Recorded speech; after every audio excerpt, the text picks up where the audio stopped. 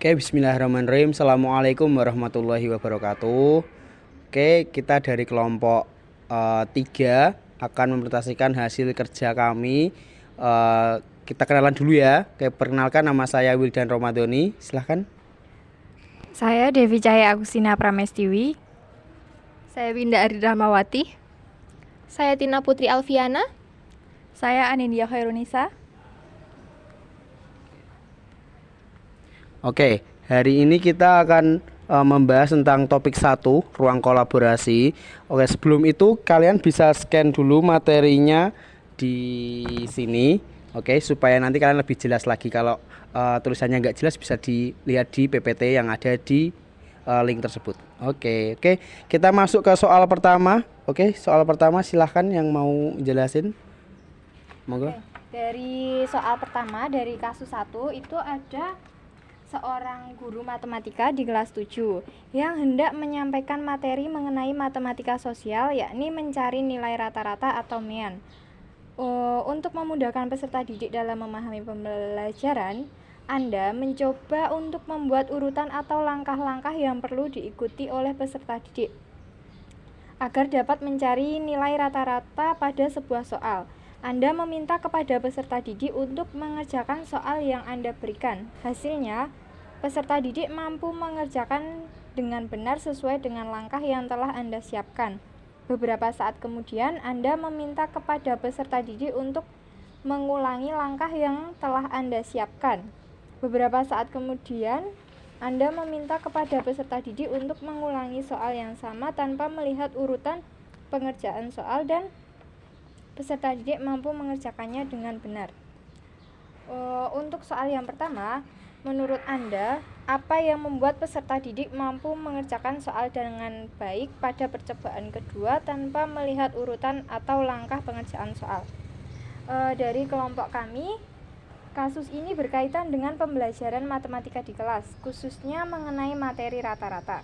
Ada beberapa hal yang memungkinkan mengapa peserta didik dapat mengerjakan kembali tanpa melihat urutan langkahnya, karena peserta didik telah memahami konsep menghitung rata-rata sehingga dapat menerapkannya secara mandiri, dan siswa telah belajar bagaimana menemukan nilai rata-rata dengan mengikuti urutan langkah yang jelas sebelumnya.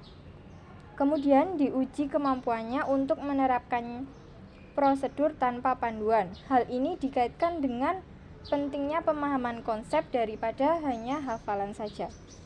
Alasan yang kedua yaitu dengan memberikan langkah-langkah yang sistematis atau terstruktur terlebih dahulu, siswa bisa memahami proses pemecahan masalah secara sistematis.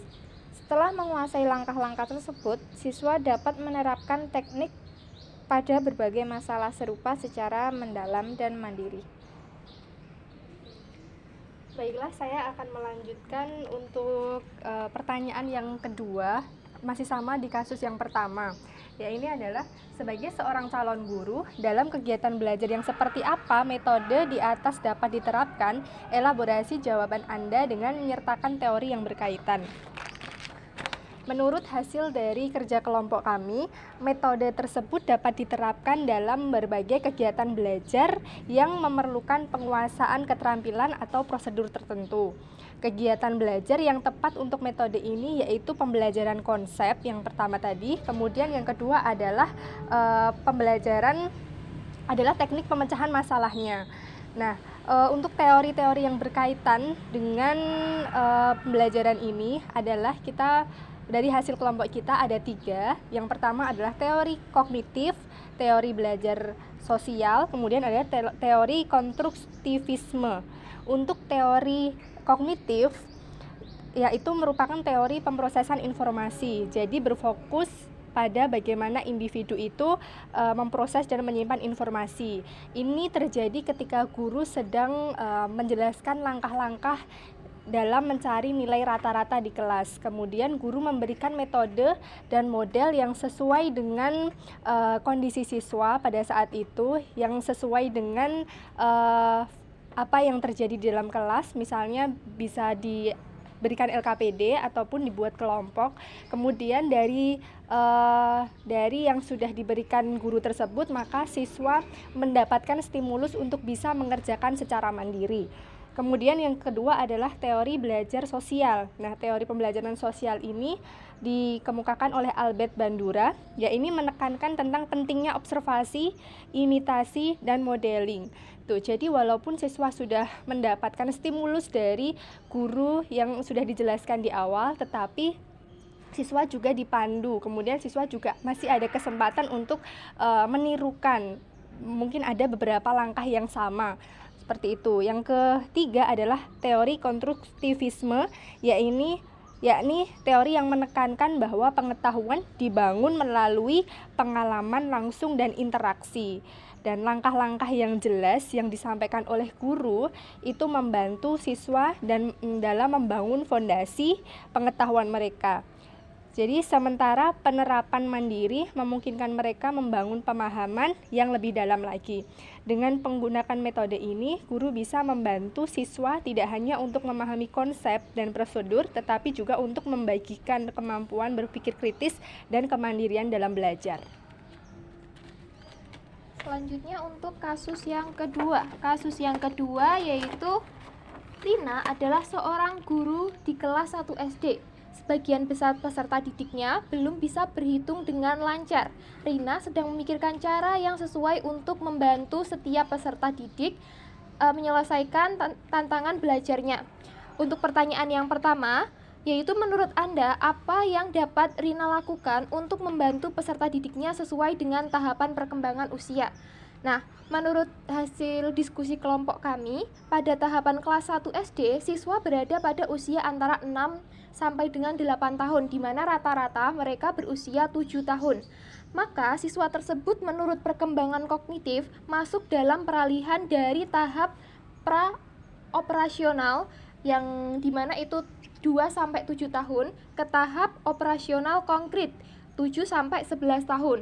Nah, pada presentasi kelompok sebelumnya, yaitu pada kelompok 4, juga disampaikan bahwa siswa SD itu masuk ke dalam tahapan pra-operasional. Namun, disanggah oleh sebelumnya Mbak Paras, yaitu kalau misalnya di kelas SD itu sudah termasuk ke tahap operasional konkret, karena sudah masuk ke ke usia 7 tahun. Nah, menurut kami, di kelas 1 SD ini termasuk masa peralihan dari pra-operasional menuju operasional konkret.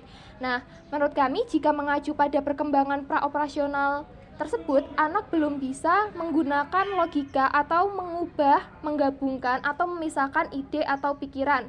Meskipun kemampuan berpikirnya masih belum mempunyai sistem yang terorganisasi dengan baik, namun anak sudah mampu memahami realitas di lingkungan dengan menggabungkan tanda-tanda dan juga simbol. Maka dari itu, menurut kelompok kami, hal yang dapat Rina lakukan untuk membantu peserta didiknya sesuai dengan tahapan perkembangan usia adalah dengan menggunakan alat peraga dan permainan matematika yang dapat membantu mereka memahami konsep-konsep abstrak dengan cara yang lebih konkret, karena dengan menggunakan permainan dan alat peraga itu yang sebelumnya siswa kelas 1 itu kan baru dari TK. Nah, kalau dari TK itu kan masih ke sensorik motorik. Nah, jadi kita juga harus tidak bisa langsung, tapi kita harus menggunakan pelan-pelan, menggunakan objek-objek yang konkret untuk menuju operasi-operasi, misalnya dalam hal ini operasi-operasi hitung. Kemudian untuk persoalan yang kedua, mengapa Anda menyarankan hal tersebut? Elaborasi jawaban Anda dengan menyertakan teori yang berkaitan.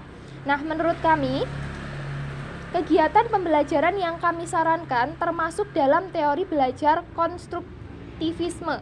Pembelajaran menghitung dengan anak mempraktikkan secara langsung menggunakan benda-benda yang ada di sekitar. Nah, ini sejalan dengan teori belajar konstruktivisme. Konstruktivisme sendiri dikenal sebagai pendekatan yang memandang bahwa setiap anak dapat membangun pemahaman serta pengetahuan mereka sendiri melalui berbagai pengalaman yang telah dimiliki siswa tersebut atau peserta didik tersebut. belajar bukan hanya sekedar menerima secara pasif informasi yang disampaikan oleh guru, namun juga siswa aktif secara langsung. Jadi melalui proses belajar ini siswa bisa mempraktekkan. Misalnya dalam hal ini kita menggunakan penjumlahan, kita bisa memanfaatkan barang-barang di sekitar. Jadi siswa bisa mencoba secara langsung. Misalnya kita mau menjumlahkan 2 dengan 2, kita bisa memanfaatkan alat sekitar. Misalnya kalau misal di sekolah kita menggunakan alat-alat tulis, boleh buku, pensil, pulpen, dan lain sebagainya. Selanjutnya kasus yang ketiga. Selanjutnya untuk kasus ketiga, yaitu mengenai Made adalah seorang guru yang mengajar di salah satu sekolah negeri di wilayah Bali. Ia mengampu mata pelajaran bahasa Indonesia. Ia hendak mengajarkan materi teks deskripsi pada peserta didiknya. Pada buku cetak yang menjadi panduannya saat mengajar, terdapat beberapa contoh teks deskripsi yang menceritakan tentang bangunan-bangunan pencakar langit yang ada di ibu kota. Nah, dengan memperhatikan latar belakang setiap peserta didiknya, Made pun mencoba untuk memberikan contoh berbeda. Ia memberikan contoh teks deskripsi tentang pantai dan makanan khas Bali. Kemudian mengenai pertanyaan pertama, menurut Anda apakah pertimbangan dan keputusan Made sudah sesuai? Mengapa demikian? Nah, berdasarkan hasil diskusi dari kelompok kami, pertimbangan dan keputusan yang dilakukan oleh Made sudah sesuai. Karena pada kasus ini pembelajaran akan lebih efektif ketika materi yang diajarkan itu relevan dengan pengalaman dan lingkungan sehari-hari peserta didik. Karena ketika ingin mendeskripsikan suatu objek, akan lebih mudah apabila objek tersebut itu akrab, sehingga peserta didik dapat mendeskripsikan berdasarkan apa yang dirasakan oleh panca indera peserta didik. Kemudian mengenai pertanyaan kedua, yaitu prinsip apa yang digunakan Made dalam kasus tersebut?